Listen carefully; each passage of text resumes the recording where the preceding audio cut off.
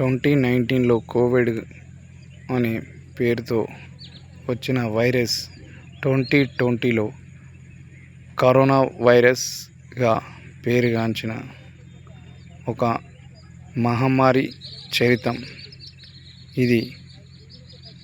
మీరు చైనా వాడు చేశాడని అనుకుంటున్నారు కదా, అది కాదు.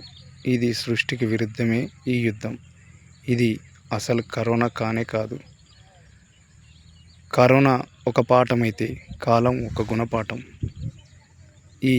ఇది ఎలానో మీరే వినండి.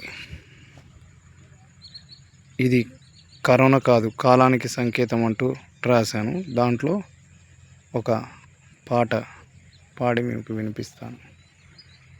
ఆకాశ గంగమ్మ చిటపట చినుకై నేలని తాకంగా, చినుకు చినుకు రాలి నేలంతా చిత్తడే అవ్వంగా, చిత్తడైన నేల మీద చిరుజల్లులే కురువంగా, జల్లులైన వానలకి జాలలై పారంగా, వాగులు వంకలు పొంగి పొరిలెను, చెరువులు కుంటలు అలుగులై పారంగా, పాతాళ గంగమ్మ పైకి ఎగసెను.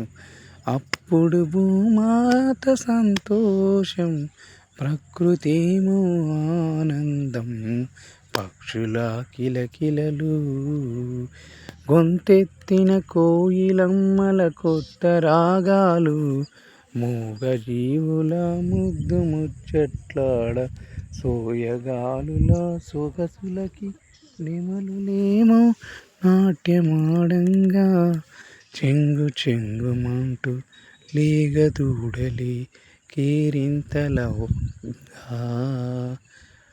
అటు కరోనాకి ఇటు కాలానికి ఇరుకున పడ్డ మానవుడి ఇక్కట్లాయెను దేవ, ఇక్కట్లాయెను రామ, ఇక్కట్లాయెను రామ, ఇక్కట్లాయెను దేవ.